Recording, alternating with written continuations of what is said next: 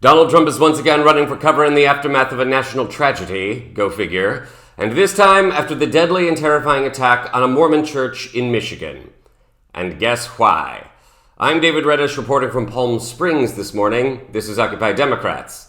And yes, I am swollen again. I'll be contacting my doctor after this report. On to the news. In case you tuned out over the weekend, and nobody can blame you for doing so, you may have missed that the United States has suffered yet another act of homegrown terrorism in the form of a mass shooting. This one happened in Grand Blanc, Michigan at a Mormon church. Grand Blanc, for the record, is a suburb of Flint, Michigan. CBS has a rundown.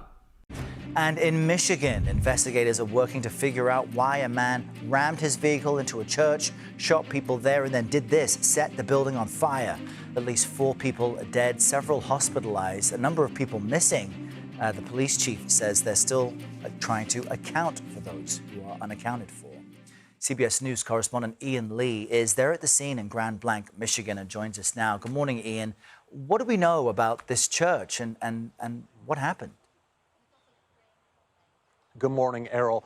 Yeah, and you nailed it right on the head. The big question this morning is what allegedly caused Thomas Jacob Sanford to come to this church yesterday morning and start shooting. The FBI is leading this investigation. Law enforcement so far isn't speculating on the motive, though they are treating this as an act of targeted violence. But what we do know is, from what police are saying, is Sanford came to this church, he rammed his vehicle into the building, and he started shooting. He lit fires. They said they found multiple explosive devices there. I spoke with the head of the ATF and asked what kind of explosives were these. He said they were amateurish, rudimentary, more to cause chaos and confusion than really to kill people.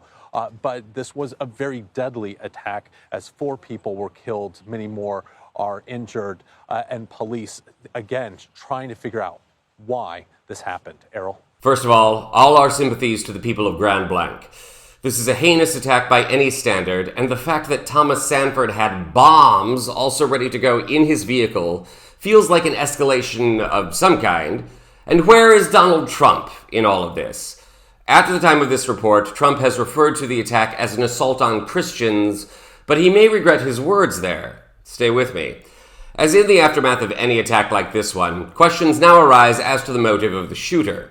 Here's what we do know. Thomas Sanford, the suspect in this case, was killed by officers in the parking lot of the church following the attack. We know he served in the military, joining the Marines in 2004 and having served in Iraq in 2007.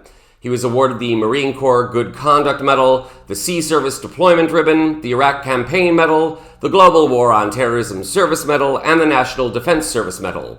Sounds like just the kind of warrior that Trump and drunken sperm bank Pete Hegseth want to lionize with their warrior ethos, right? They both should think again. Further research into Sanford has revealed that Trump might have a hard time condemning this attack as one of left-wing violence. Multiple outlets, including the Daily Beast, now report that Thomas Sanford was an ardent Trump supporter, having displayed a Trump sign outside his home as recently as this June. Photos taken in 2019 also show him wearing a Trump 2020 shirt with the catchphrase, "Make liberals cry again."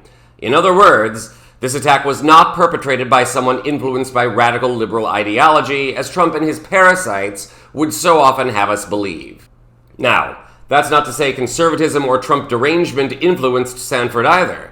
The fact of the matter is, we don't know what would motivate someone to ram his car into a church, shoot at hundreds of people, and set the place ablaze, except for one thing. He was crazy.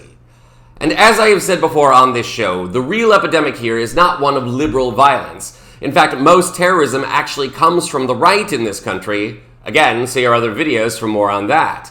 But more importantly, this is a symptom of our failing battle for the mental health of the United States. Easy access to guns doesn't help either. The real crisis in this country is not one of political ideology fueling violence. It's how mental illness and extremism thrive in isolation and on the internet. It's also how post-traumatic stress is taken for granted and not treated in our veterans, who then suffer for life, many ending up living homeless on the street, or worse, shooting up a church. If Donald Trump really wants to lead, If he really wants to help this country, he can call for new mental health services for every American to make sure nothing like this ever happens again. The opportunity is there, and given how Thomas Sanford embarrasses Trump by proxy with his Trump support, this might be a good opportunity for Trump to, actually lead. Should we take bets on if he actually does so? I'm not sure I like those odds. Either way, we'll keep you updated on this story as it continues to develop. This is Occupy Democrats.